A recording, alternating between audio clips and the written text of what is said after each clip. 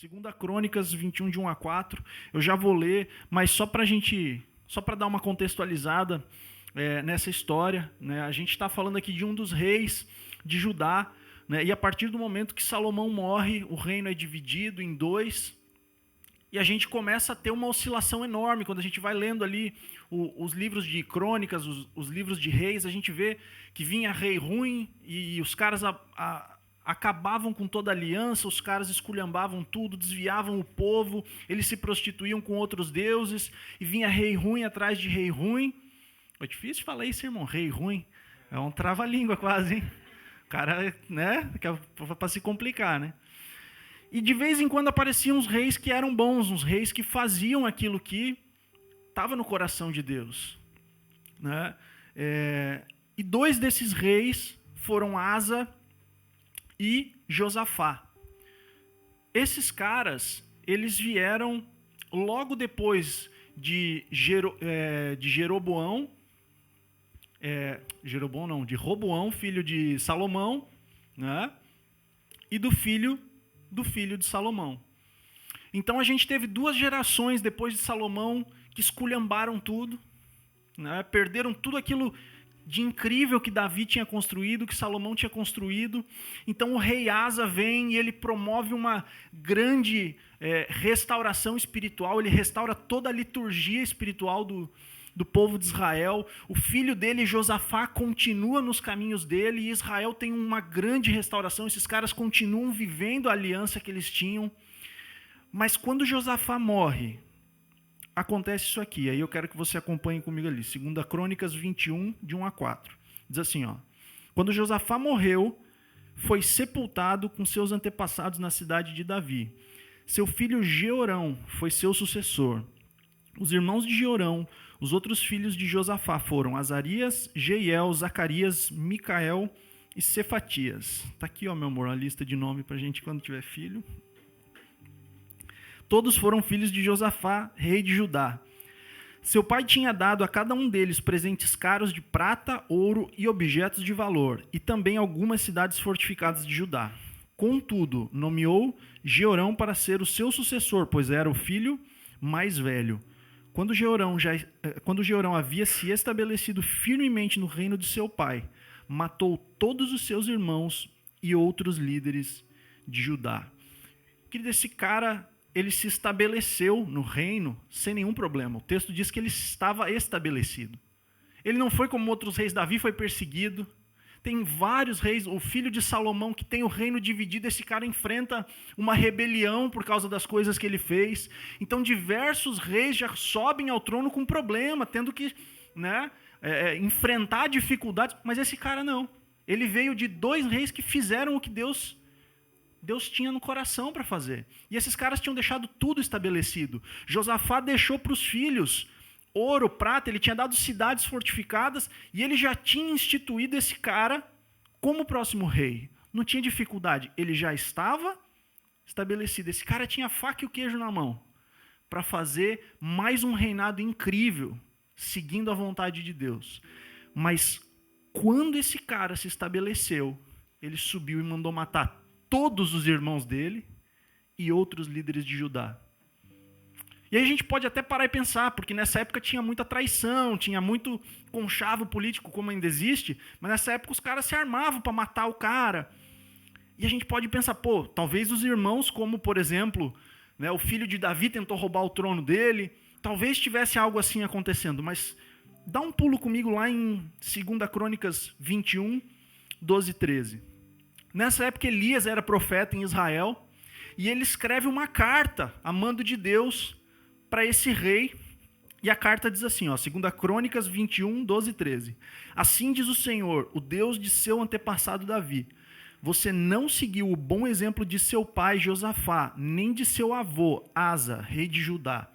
Em vez disso, tem sido tão perverso quanto os reis de Israel, e tem levado o povo de Jerusalém e de Judá a prostituir-se, como fez o rei Acabe em Israel, e chegou a matar seus próprios irmãos. Aí olha isso aqui que Deus fala: homens melhores que você. Querido, o texto diz que esses caras eram melhores do que ele. Então, não só não tinha conchavo, Não só eles não estavam tentando roubar, como eles eram melhores do que Jeorão. E quando eu leio isso, eu tenho sempre a inclinação de fazer uma pergunta que eu entendo ser fundamental. O que moveu esse cara a fazer isso? Por que um cara que estava estabelecido, por que um cara que tinha tudo na mão, manda matar todos os seus irmãos e a liderança de Judá? Você já parou para pensar nisso? E, querido, essa pergunta ela é fundamental. Em todo esse processo, querido, eu aprendi, lendo esse texto, Deus me levou a fazer essa mesma pergunta contra mim mesmo. Porque a gente raramente faz essa pergunta. O que te move? Pelo que você vive? Você já parou para pensar o que move as tuas ações, as tuas decisões? Porque tem uma motivação por trás das ações desse cara. Assim como tem uma motivação por trás das nossas ações. Assim como tem uma motivação por trás dos nossos desejos, dos nossos planos, dos nossos sonhos. Só que às vezes a gente entra num modo tão automático que a gente para de fazer essa pergunta pra gente. A gente para de se perguntar, ei, Guilherme, o que te move? Pelo que você vive? E, querido, quando eu olho para a vida de Jeorão, para mim fica muito claro o que movia a vida desse cara. Esse cara vivia única e exclusivamente pela manutenção do seu próprio reino, pela manutenção do seu sucesso, do seu plano de poder. Ele não estava preocupado com o povo, ele não estava preocupado com o reino e ele não estava preocupado com a vontade de Deus. Esse cara, ele estava única e exclusivamente preocupado com ele. O que é bom para mim? O que é o meu sucesso? Como eu vou garantir o meu sucesso? Sabe, querido, as pessoas como Jeorão, que normalmente vivem para si, elas normalmente são inseguras e elas são instáveis, elas são frágeis e elas são emocionalmente doentes. E eu não acho que é à toa, querido, que Deus coloca na carta falando, ei, os seus irmãos eram melhores do que você. Porque eu acredito que justamente foi essa percepção dele de olhar para os irmãos e falar, esses caras são melhores do que eu. Eu vou arregaçar esses caras, porque senão eles vão tomar o reino de mim. Esses líderes que ele mandou matar provavelmente tinham muito prestígio e podiam tomar o reino dele. Então Deus fala, você matou esses caras e eles eram mesmo melhores do que você. O coração desse cara estava focado só na manutenção do próprio reino. Ele vivia para garantir que ele seria o rei. Esse era o propósito de vida de Jeorão. Agora, isso é tão forte, isso é tão verdade, que quando a gente continua olhando a sequência da família desse cara, a gente percebe o quão arraigado essa cultura e esse propósito de vida estava na família deles. Esse cara morre e o filho dele, Acasias, sobe ao trono.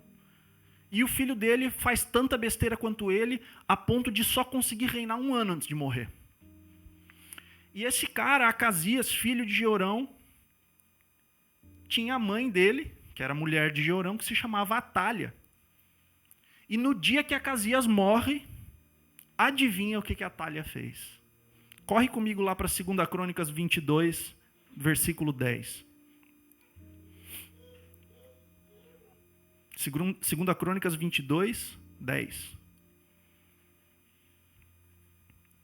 Diz assim, quando Atália, mãe de Acasias, rei de Judá, soube que seu filho estava morto, mandou exterminar o restante da família real de Judá. E aí adivinha quem assumiu o trono, querido? Ela. Por quê? Porque assim como o marido dela, a única intenção, o único propósito de vida desses caras era a manutenção do seu próprio sucesso. Esses caras viviam para ser prestigiados, esses caras viviam para que eles obtivessem sucesso, prestígio, poder e ninguém mais. Eles não aceitavam a ideia de que alguém poderia tomar o seu lugar. Então, o propósito de vida dessas pessoas era um só: viver para si mesmo. Essa mulher assassinou a família toda dela para que ela pudesse reinar, querido. Isso é muito louco. E um dia que eu estava lendo essa história, Deus chamou muito a minha atenção e fez me questionar, né? Perguntar pelo que eu estou vivendo. O que me motiva a fazer o que eu faço?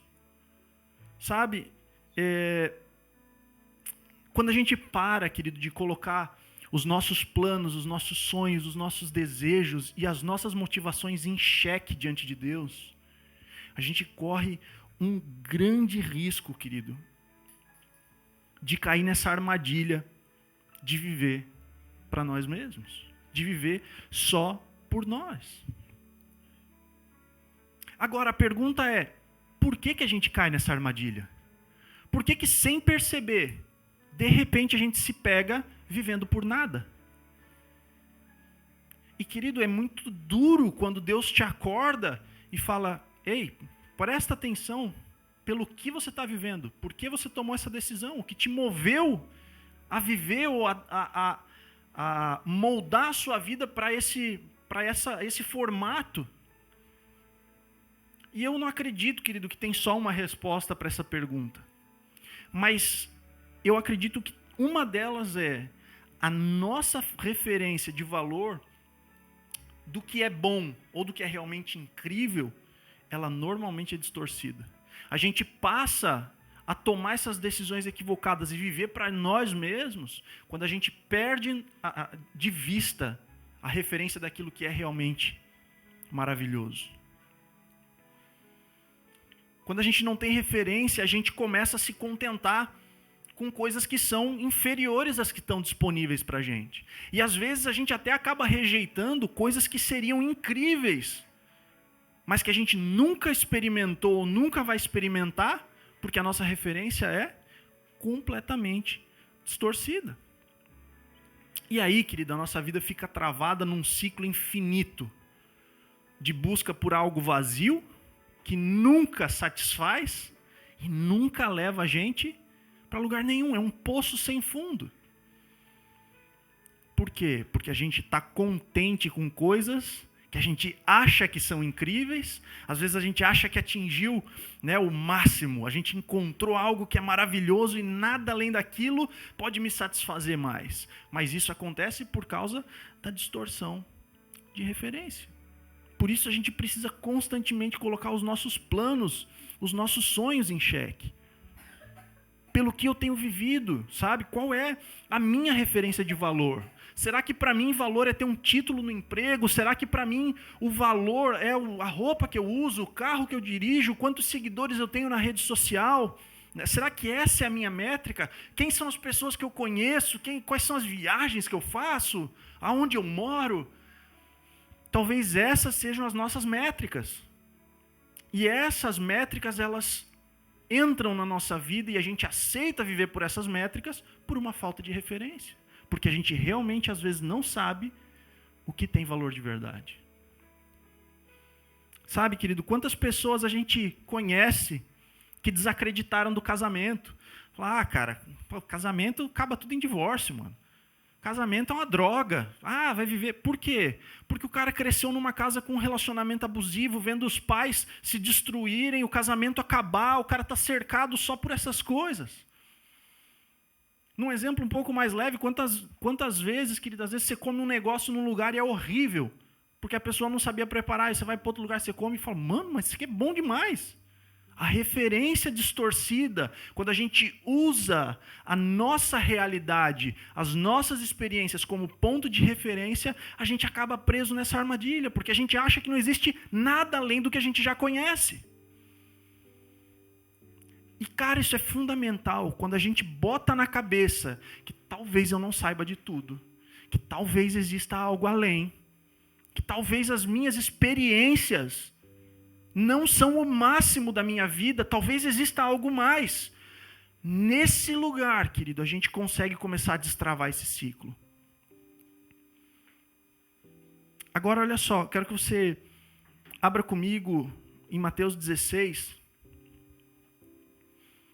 Porque, querido, o grande problema de a gente utilizar a nossa mente, as nossas referências e tudo que a gente pensa como referência de valor, é que o ser humano, querido, ele tem a mentalidade presa no que é terreno. A gente não consegue ver além do que é terreno, a gente não consegue ver além do que é preso ao tempo. A gente não consegue ver muito longe, apesar de a gente sempre achar que consegue, né? Apesar de a gente estar sempre tentando prever o futuro, planejar e fazer, a verdade é que a gente não sabe nada.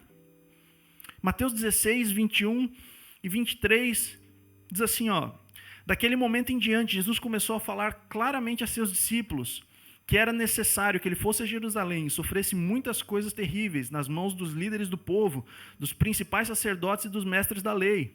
Seria morto, mas no terceiro dia ressuscitaria. Agora, presta atenção nisso aqui, querido. Pedro chamou de lado e começou a repreendê-lo por dizer tais coisas. Jamais, Senhor, disse ele, isso nunca lhe acontecerá. Jesus se voltou para Pedro e disse: afaste-se de mim, Satanás. Você é uma pedra de tropeço para mim. Considera as coisas apenas do ponto de vista humano e não da perspectiva de Deus. E esse texto ele é tão chocante para mim, não só porque Jesus chama Pedro de Satanás, mas ele dá uma dica aqui muito valiosa.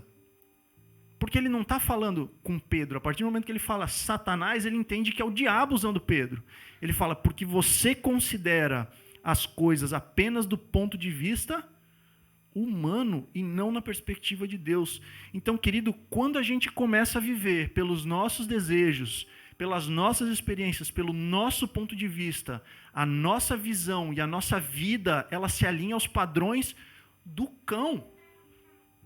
O diabo tem esse padrão, querido. E o que ele está dizendo é, ei, você não enxerga como Deus enxerga, a sua referência não é a mesma de Deus. Em outras palavras, ele está dizendo, a sua visão ela é limitada. E isso aqui para mim é muito chocante. Porque às vezes a gente está vivendo a vida com a mesma ótica do diabo e a gente não percebe. A gente está vivendo, mirando nas mesmas coisas que ele mira. E isso é muito louco, cara. E é por isso que a gente precisa colocar a nossa vida, as nossas vontades, os nossos desejos, o nosso comportamento em xeque todo o tempo. Isaías 55, 8 a 9, não precisa abrir. É aquele texto famoso que diz, meus pensamentos são muito diferentes dos seus, diz o Senhor, e meus caminhos vão muito além de seus caminhos, pois assim como os céus são mais altos do que a terra, meus caminhos são mais altos que seus caminhos, e meus pensamentos mais altos que seus pensamentos. Jeremias 29, 11, 13 diz, porque eu sei os planos que tenho para vocês, diz o Senhor, são planos de bem e não de mal, para lhes dar o futuro pelo qual anseiam. Naqueles dias, quando vocês clamarem por mim em oração, eu os ouvirei. Se me buscarem de todo o coração, me encontrarão. E, querido, daí eu queria colocar mais um texto de Paulo, em Efésios 3:20, não precisa abrir, que é aquele texto bem famoso também, que ele diz, toda a glória seja a Deus que, por seu grandioso poder que atua em nós, é capaz de realizar infinitamente mais do que poderíamos pedir ou imaginar. Querido, não interessa o que a gente viveu até hoje, não interessa qual é a nossa realidade, quais foram as nossas experiências em relação a qualquer coisa.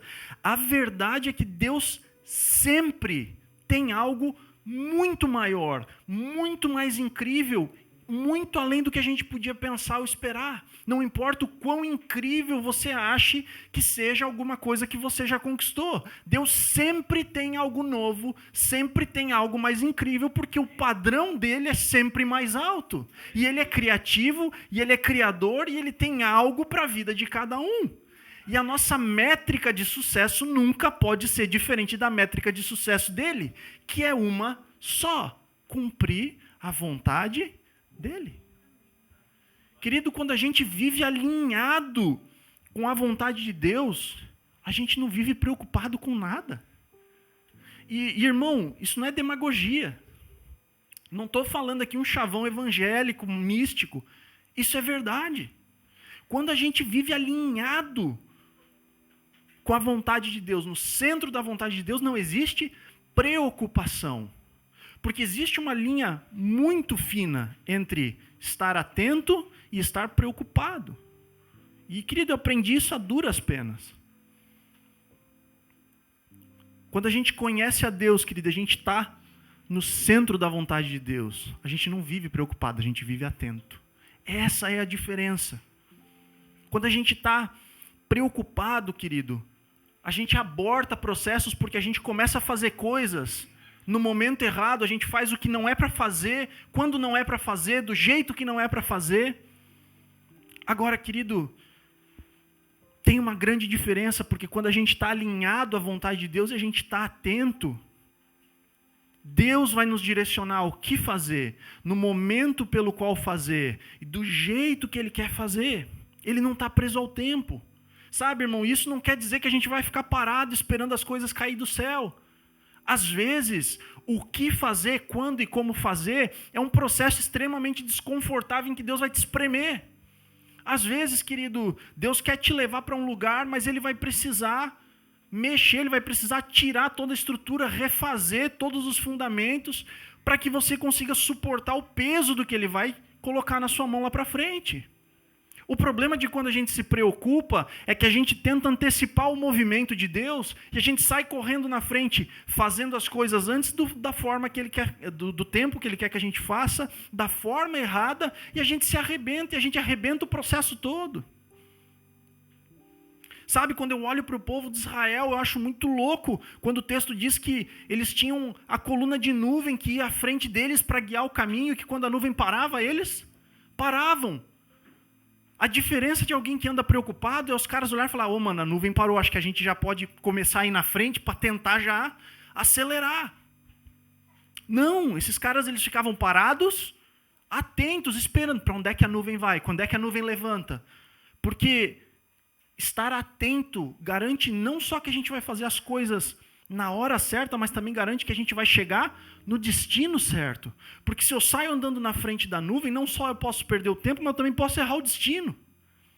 E às vezes, querido, eu posso até ficar preso numa vida de sucesso terreno, com o padrão que é o mesmo padrão do diabo, tendo muito sucesso terreno, mas completamente longe do destino para onde Deus queria me levar. E, querido, se Deus não queria que eu estivesse lá, mas eu estou tendo sucesso talvez financeiro, profissional, será que isso é sucesso? É por isso que avaliar essa métrica, essa referência de valor é tão importante o tempo todo. Porque, cara, o que Deus quer? O que Deus quer para mim hoje? E a diferença de quando a gente está atento, querido, é que quando as coisas começam a sair do esperado, quando as coisas não vão do jeito que a gente quer, a gente não se desespera. A primeira coisa que a gente faz é, peraí, por que isso está acontecendo? Sabe, bater no peito e falar, fui eu que fiz besteira, será? Avaliar, cara, porque às vezes a gente toma decisões absurdas e a gente tem resultados absurdos e a gente quer espiritualizar e falar, não, acho que é Deus, né? Não, irmão, às vezes é a gente que fez besteira. Agora, quando a gente está no centro da vontade de Deus e essas coisas começam a acontecer, a gente para e entende, fala, cara, o que Deus quer com esse processo? Por que Deus está permitindo que isso aconteça? Quando a gente está alinhado com a vontade de Deus, essas coisas elas não tiram a nossa paz. A gente pode até ficar triste um dia, mas por entender, falar, cara, eu sei que Deus está fazendo alguma coisa, se Deus está tentando mexer em alguma coisa, eu preciso entender o mais rápido possível aonde Ele quer mexer e o que Ele quer fazer. Porque se Ele está me espremendo, se Ele está me apertando, se Ele está passando fogo para me purificar, tem alguma coisa errada. Tem alguma coisa que precisa sair daqui, tem alguma coisa que precisa ser corrigida. Essa é a postura de alguém que vive alinhado à vontade de Deus. Provérbios 3, 5 a 8, não precisa abrir, diz assim, confie no Senhor de todo o coração, não dependa de seu próprio entendimento. Busque a vontade dele em tudo o que fizer e ele lhe mostrará o caminho que deve seguir. Não se impressione com sua própria sabedoria. Tema o Senhor e afaste-se do mal. Então você terá saúde para o corpo e força para os ossos. Sabe, querido, a Bíblia está cheia de homens e mulheres que dedicaram a vida para cumprir os propósitos de Deus. os propósitos que Deus tinha preparado para essas pessoas. Mas qual o exemplo maior que a gente tem na Bíblia do que Jesus? Jesus veio ao mundo sabendo que o propósito dele era ser rei, e rei com um R maiúsculo, né? E, querido, ele é o rei dos reis. Mas mesmo ele, sabendo que ele é rei dos reis, ele entendia que existia um plano, que existia um processo e que existia um propósito, um caminho que Deus traçou e que precisava ser percorrido para que ele assumisse o lugar que havia sido preparado para ele. Só que, irmão, talvez você nunca tenha percebido, mas Jesus teve 2 oportunidades na vida de ser rei antes de ser crucificado. Abre comigo lá em Lucas 4, 5 a 8. Essa talvez seja a mais famosa delas.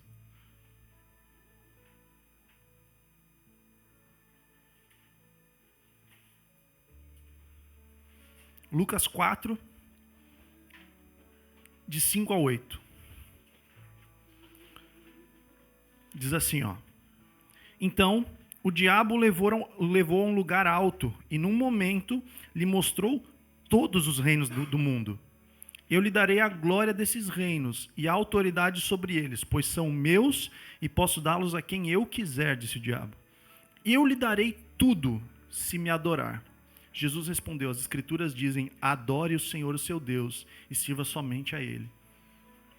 Abre comigo agora em João 6, do 1 ao 15.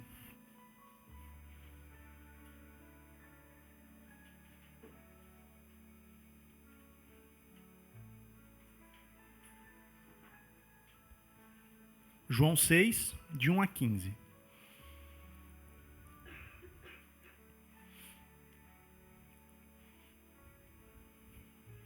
Diz assim, ó. Depois disso, Jesus atravessou o mar da Galileia, conhecido também como Mar de Tiberíades. Uma grande multidão o seguia por toda parte, pois tinham visto os sinais que ele havia realizado ao curar os enfermos. Então Jesus subiu a um monte e sentou-se com seus discípulos. Era quase tempo da festa judaica da Páscoa. Jesus logo viu uma grande multidão que vinha a seu encontro. Voltando-se para Filipe, perguntou, onde podemos comprar pão para alimentar toda essa gente? Disse isso para pôr Filipe à prova, pois já sabia o que ia fazer. Filipe respondeu, mesmo se trabalhássemos vários meses, não teríamos dinheiro suficiente para dar alimento a todos. Então, um de seus discípulos, André, irmão de Simão Pedro, falou, aqui está um rapaz com 5 pães de cevada e 2 peixes. Mas que adianta isso para tanta gente? Jesus respondeu, diga ao povo que se sente. Todos se sentaram na grama que cobriu o monte. Só os homens eram cerca de 5.000. Então Jesus tomou os pães, agradeceu a Deus e os repartiu entre o povo. Em seguida, fez o mesmo com os peixes, e todos comeram à vontade. Depois que todos estavam satisfeitos, Jesus disse a seus discípulos, agora juntem os pedaços que sobraram, para que nada se desperdice. Eles juntaram o que restou e encheram 12 cestos de sobras. Agora olha isso aqui, quando o povo viu Jesus fazer esse sinal, exclamou, sem dúvida, ele é o profeta que haveria de vir ao mundo.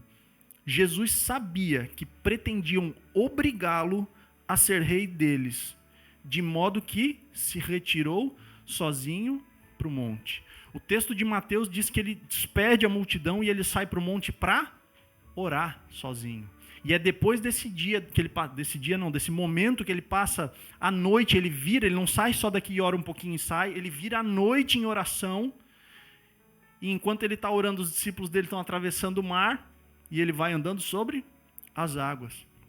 Querido, se Jesus vivesse preocupado, querendo garantir o reinado dele, ele podia muito bem ter aceitado qualquer uma dessas 2 propostas.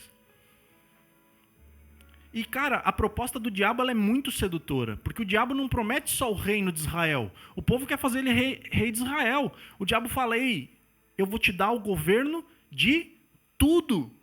Falou, todos os reinos, toda a glória, eu vou te dar. Então, irmão, se Jesus estivesse preocupado só com o reinado dele, ele podia ter aceitado qualquer uma dessas 2 e ele ia ser rei. Só que, querido, assim como Jesus, quando a gente está atento à nossa referência, quando a gente está alinhado à vontade de Deus, a gente consegue distinguir coisas que parecem incríveis, mas que na verdade são vazias. E Jesus sabia, querido, que para ele era muito melhor cumprir a vontade do Pai, porque a referência de valor dele era diferente. E olha que maluco, a gente fala isso sempre. Quando o crente é muito normal, a gente começa a dar uma desconfiada. Porque não tem como ser normal, né? Você olha aqui, a proposta do diabo parece ser muito incrível, porque Jesus, você me adora, você não precisa passar por sofrimento nenhum, você é rei, tá aqui, pega tudo. A proposta de Deus era, Jesus, vá lá, seja esbofeteado, chicoteado, cuspido, crucificado e morra. Quando a gente olha com a visão terrena, como o diabo tentou fazer através da vida de Pedro, e fala, não, Jesus, não faz isso. As coisas parecem ser, parece uma escolha muito fácil olhando de uma perspectiva terrena. Porque eu não vou sofrer, mano, eu não vou deixar, mas eu vou, os caras vão me crucificar, não, já posso ser rei agora, vou ser rei agora. Mas, querido, Deus tem um processo. Deus precisa fazer algumas coisas com a gente para que a gente consiga receber o que Ele tem para nós, para que a gente seja digno da posição ou daquilo que Deus chamou a gente para fazer. E, cara, quando eu olho para essa situação com Jesus, para as duas situações, eu percebo que a chave para manter o nosso coração alinhado, ela é um relacionamento pessoal com Deus através da oração e da palavra. Porque olha só, a primeira oportunidade que ele teve, de que forma Jesus rechaça a oferta do diabo? Com a palavra. Porque o coração dele estava alinhado com Deus na palavra. Ele sabia que aquilo que o diabo estava cobrando, ele falando, ei, me dá, tu só precisa me adorar. Jesus fala, te adorar? A palavra diz que é para adorar só Deus, tá maluco? Você é pichuruca? E é muito engraçado, irmão, porque quando a gente tem as nossas referências erradas, às vezes a gente faz besteira, às vezes a gente erra e a gente faz algo que é completamente contrário à palavra de Deus e a gente fala, ó, Deus, que incrível o que Deus fez. Deus, irmão, sério? Então a gente precisa alinhar o nosso coração à palavra, porque assim a gente garante que não só a gente está vivendo a vida que Deus deseja, mas que as nossas referências estão certas. E na segunda oportunidade ele alinha o coração dele na oração. O que ele faz? Ele sai de perto das pessoas que queriam desviar ele do caminho, as pessoas que queriam obrigar ele a ser rei. Ele se afasta, ele sai correndo, despede de todo mundo e fala, não, eu preciso ficar sozinho e alinhar meu coração em oração. E ele vira a noite em oração, para alinhar o coração dele ao coração de Deus. Então a gente precisa colocar a nossa vida em oração, manter um relacionamento íntimo através da palavra e da oração, para a gente garantir que as nossas referências vão estar alinhadas. Sabe, querido, quando a gente passa a viver por coisas mais altas, o nosso sucesso pessoal é um só, é cumprir a vontade de Deus. Não tem outro padrão de sucesso para quem vive por coisas mais altas. O que Ele quer? Onde Ele quer que eu esteja? Como Ele quer que eu esteja fazendo? O que está errado na minha vida? Senhor, o que está me impedindo de avançar? Tem algo que te desagrada em mim, Senhor? Essa é a métrica de pessoas que vivem por coisas mais altas. E pessoas que vivem por coisas mais altas estão sempre prontas para abrir mão de alguma coisa. Seja de uma posição, da reputação, do poder, de um bem, de um sonho e etc. A gente identifica pessoas que vivem por coisas vazias na incapacidade de abrir mão. Incapacidade de abrir mão de um sonho, de um plano. Ah, mas eu quero isso. Tá, mas Deus está dizendo para fazer isso aqui. Não, mas eu quero. Não, mas e a minha reputação? Não, eu não vou falar. Né? A gente fala muito do discipulado. Para algumas pessoas é muito chocante o processo de discipulado, porque, cara, você tem que abrir tudo. Não, eu não vou falar porque senão eu vou me expor. Não quer abrir mão da reputação. Tem que abrir mão da reputação. Tem que abrir mão de tudo que precisa ser tratado, tudo que precisa ser removido para que a gente possa viver no centro da vontade de Deus. Pessoas que vivem por coisas mais altas, elas estão prontas para abrir mão de qualquer coisa que impeça elas de viver a vontade de Deus. E eu quero te mostrar isso na Bíblia. Atos 8, verso 4 ao verso 40, a gente vai ler, é um texto mais longo, e eu já comentei sobre esse texto com algumas pessoas, mas, querido, esse texto me chamou muita atenção recentemente, e eu quero ler ele com vocês aqui.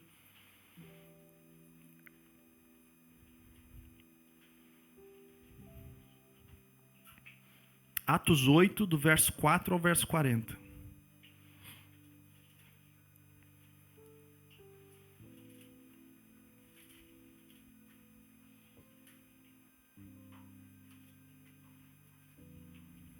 Diz assim, ó. Os que haviam sido dispersos pregavam a palavra por onde quer que fossem. Indo Filipe para uma cidade de Samaria, ali lhes anunciava o Cristo. Quando a multidão ouviu Filipe e viu os sinais miraculosos que ele realizava, deu unânime atenção ao que ele dizia. Os espíritos imundos saíam de muitos, dando gritos, e muitos paralíticos e mancos foram curados. Assim, houve grande alegria naquela cidade. Um homem chamado Simão vinha praticando feitiçaria durante algum tempo naquela cidade, impressionando todo o povo de Samaria. Ele se dizia muito importante, e todo o povo, do mais simples ao mais rico, dava-lhe atenção e exclamava: esse homem é o poder divino conhecido como grande poder. Eles o seguiam, pois ele os havia iludido com sua mágica durante muito tempo. No entanto, quando Filipe lhes pregou as boas novas do reino de Deus e do nome de Jesus Cristo, creram nele e foram batizados, tanto homens como mulheres. O próprio Simão também creu e foi batizado, e seguia Filipe por toda a parte, observando maravilhados grandes sinais e milagres que eram realizados. Os apóstolos em Jerusalém, ouvindo que Samaria havia aceitado a palavra de Deus, enviaram para lá Pedro e João. Estes, ao chegarem, oraram para que eles recebessem o Espírito Santo, pois o Espírito ainda não havia descido sobre nenhum deles. Tinham apenas sido batizados em nome do Senhor Jesus. Então Pedro e João lhes impuseram as mãos e eles receberam o Espírito Santo. Vendo Simão que o Espírito era dado com a imposição das mãos dos apóstolos, ofereceu-lhes dinheiro e disse: deem-me também esse poder para que a pessoa sobre quem eu puser as mãos receba o Espírito Santo. Pedro respondeu: pereça com você o seu dinheiro. Você pensa que pode comprar o dom de Deus com dinheiro? Você não tem parte nem direito algum nesse ministério, porque o seu coração não é reto diante de Deus. Arrependa-se dessa maldade e ore ao Senhor.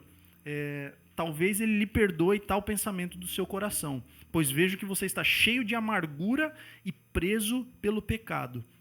Simão, porém, respondeu: orem vocês ao Senhor por mim, para que não me aconteça nada do que vocês disseram. Tendo testemunhado e proclamado a palavra do Senhor, Pedro e João voltaram a Jerusalém, pregando o evangelho em muitos povoados samaritanos. Agora presta atenção nisso. Um anjo do Senhor disse a Filipe: vá para o sul, para a estrada deserta que desce de Jerusalém a Gaza. Ele se levantou e partiu. No caminho encontrou um eunuco etíope, um oficial importante encarregado de todos os tesouros de Candace, rainha dos etíopes.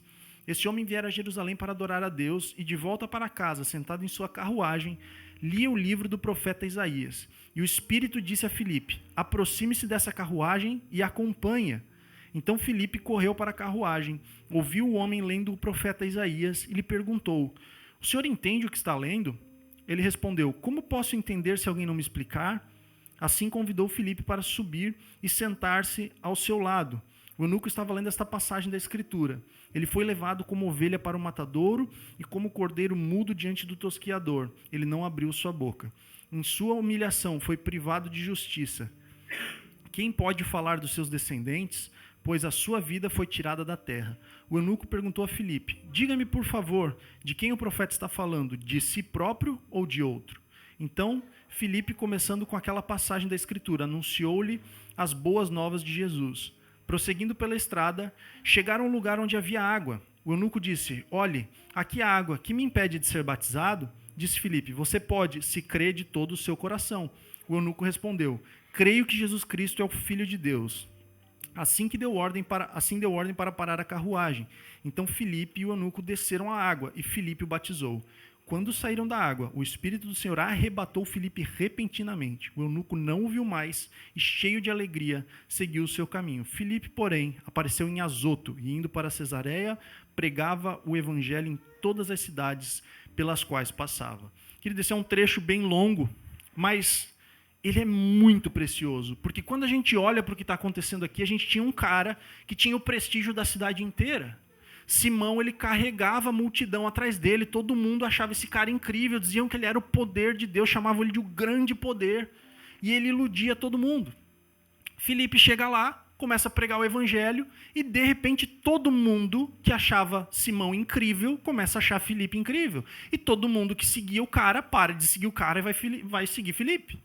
Então vem João e Pedro, eles começam a impor as mãos sobre as pessoas recebem o Espírito Santo, e quando esse cara vê que o Espírito Santo ele é dado a partir da imposição de mãos, ele fala: eu quero isso, porque se eu tiver isso, as pessoas vão voltar a me seguir. E Pedro, querido, Pedro dá na jugular dele. Pedro fala: ei, vá para o inferno com o teu dinheiro, não tem nada a ver com isso. Ele fala: não. E Pedro fala para ele: porque eu vejo que você está cheio de amargura e preso pelo pecado. Pedro expõe para ele rapidinho qual era a motivação do coração dele. Esse cara não conseguia abrir mão da reputação que ele tinha, porque ele queria o projeto de sucesso dele. Ele tinha que fazer sucesso, não importa o que estava acontecendo. Agora, Filipe, por outro lado, ele chega ali desconhecido. Todo mundo da cidade começa a admirar ele e seguir ele. Todo mundo. E esse cara atrai a multidão toda atrás dele, então ele recebe um prestígio que antes era de Simão. E, querido, esse cara estava com o burro na sombra. Ele podia ter feito ali a mesma coisa que Simão estava fazendo. Ele podia falar: ei, agora eu sou importante aqui. Agora eu vou ganhar o reconhecimento, o dinheiro. Eu tenho muito sucesso aqui. Só que quando tudo isso acontece, o texto diz que, do nada, o anjo chega e fala assim: ó, ei, vai para o deserto. Querido, ele nem pergunta, ele não fala nada. O texto só diz: ele levantou e foi.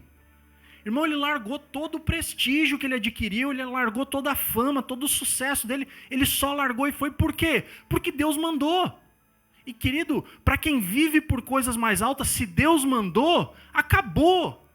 É isso que importa, essa é a única coisa que importa, porque a métrica de sucesso não é quantas pessoas passaram a me seguir, não é qual é o prestígio que eu tenho, não é se eu estou falando lá na frente da igreja ou não, não é se estão me dando oportunidade ou não, é o que Deus quer que eu faça. O que Deus quer que eu faça hoje? O que me move? Simão estava preocupado em estar com quem era incrível. E eu lembro que no dia que Deus começou a falar comigo sobre isso, foi através de uma postagem que alguém estava falando sobre networking, né? E a cultura do mundo hoje é networking, você tem que ampliar o seu networking. Só que o grande problema do networking é que você não senta com ninguém que não tem nada para te oferecer. E essa cultura é diabólica, irmão. Porque Jesus sentava com gente da pior espécie. Se Jesus fosse um adepto do networking, a gente estava lascado, irmão. E aí, como que a gente, que está aqui para imitar, que está aqui para refletir quem ele é, para espelhar o caráter de Deus, como é que eu, querido, só vou sentar com alguém que tem algo para me dar? Isso é alguém que vive por coisas vazias. É o cara que está preocupado só com o seu projeto de poder. Não, é o meu negócio. Eu preciso crescer o meu negócio, eu preciso crescer o meu networking. Porque se eu tiver um networking maior, eu vou conseguir mais vantagens, eu vou conseguir aumentar, escalar. E é muito engraçado, porque às vezes você vê as pessoas espiritualizando. Não, porque se eu tiver o meu networking, eu vou poder ajudar mais pessoas, né? E, querido, isso é verdade. Mas o Farley, ontem a gente estava com ele, ele falou uma coisa muito importante. Ele falou: cara, quando você é amigo de Jesus, Jesus te apresenta para os amigos dele. Eu acho que essa frase é até do Leandro, se eu não me engano. Mas, querido, você não precisa fazer força quando você está no centro da vontade de Deus, para conhecer ninguém, para expandir a sua rede de contatos, porque se você estiver no lugar que Deus quer que você esteja, fazendo o que Ele quer que você faça, Ele vai apresentar para você quem você precisa conhecer naquela hora. Você não precisa forçar a entrada por um projeto pessoal. E essa é uma grande diferença de quem vive por coisas mais altas. E querido, quando a gente vive por coisas mais altas, a gente entende que é justamente através desse processo que muitas vezes, e eu arrisco dizer, sempre é desconfortável. É através desse processo que é desconfortável, que Deus vai espremer a gente, que Ele vai purificar, Ele vai passar no fogo, Ele vai torcer. É através desse processo que a gente conhece quem a gente é nele. Porque Ele nos criou, Ele projetou algo para nós, Ele criou um propósito específico para cada um de nós, e é Ele que conhece o caminho. Então, quando a gente passa por esse propósito, a gente também descobre quem a gente é. E quando a gente se recusa a passar por isso, quando a gente passa a viver pelo nosso projeto de poder, a gente começa a virar pedaços desconfigurados de outras pessoas e de algo que foi gerado pelo pecado.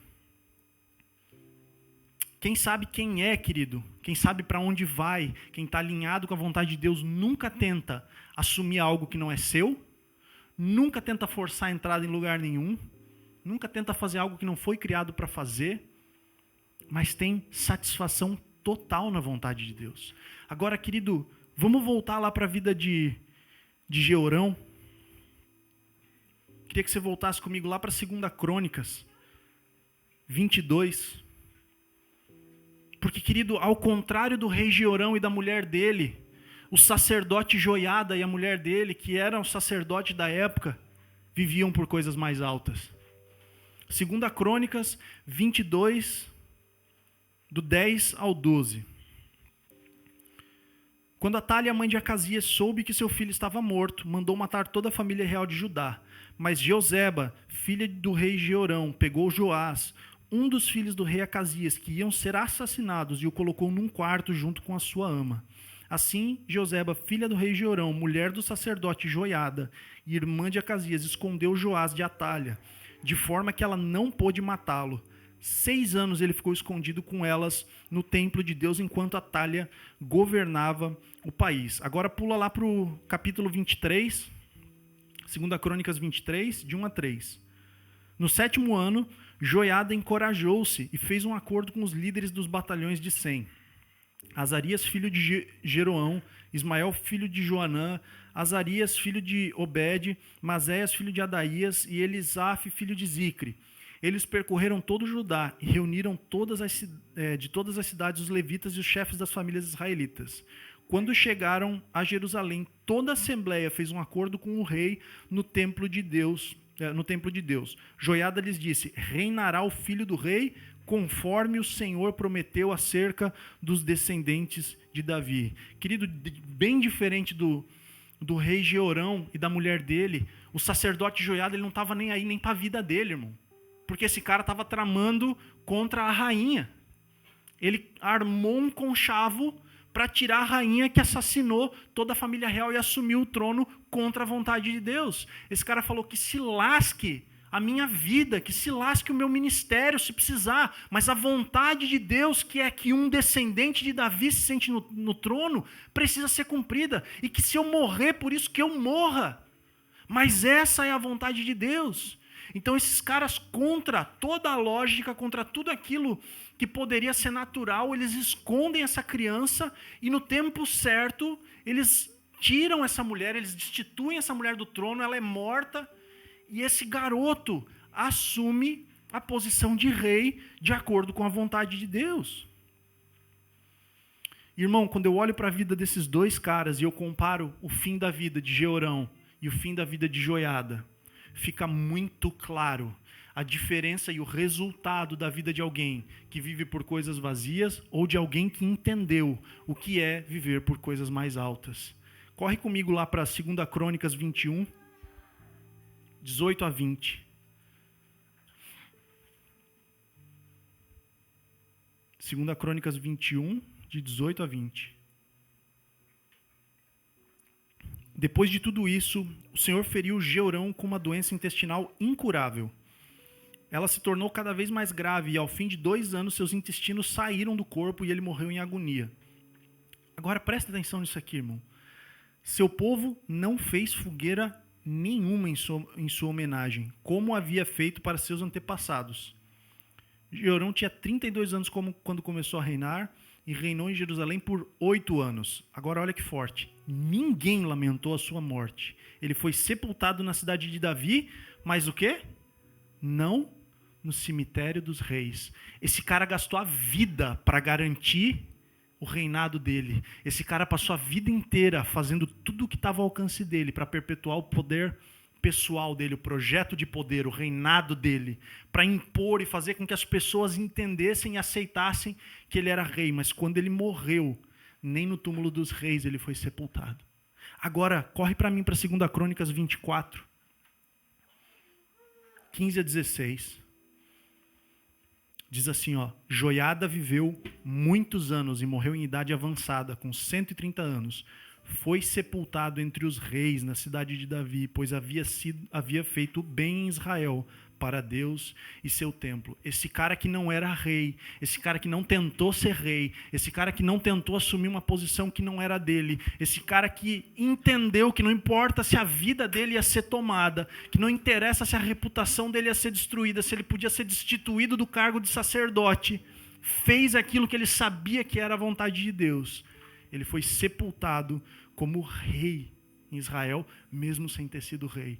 Um deles gastou as forças, toda a vida dele, tentando impor a sua soberania, matou todo mundo que podia chegar e roubar o trono dele, e foi sepultado como uma pessoa comum. O outro não fez questão nenhuma, só buscou fazer a vontade de Deus, e na morte sepultaram ele como um rei.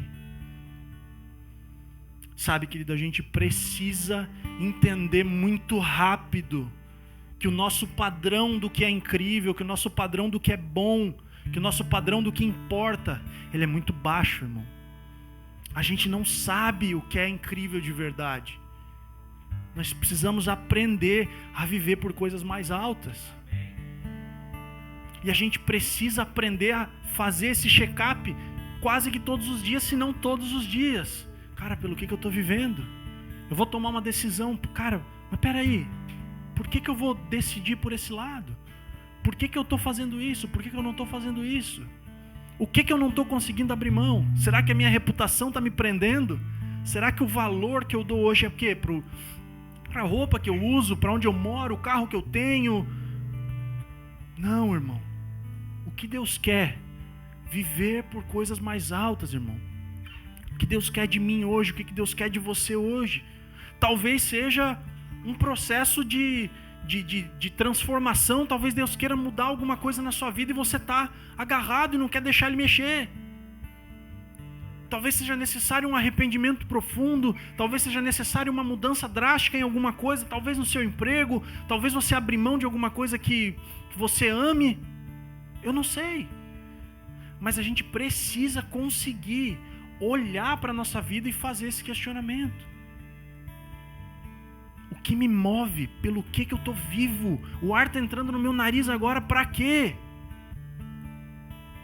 Sabe, irmão, Jesus pagou um preço muito caro para a gente jogar tudo fora, para a gente viver no mesmo padrão do diabo, pensando nas mesmas coisas e da mesma forma que ele pensa.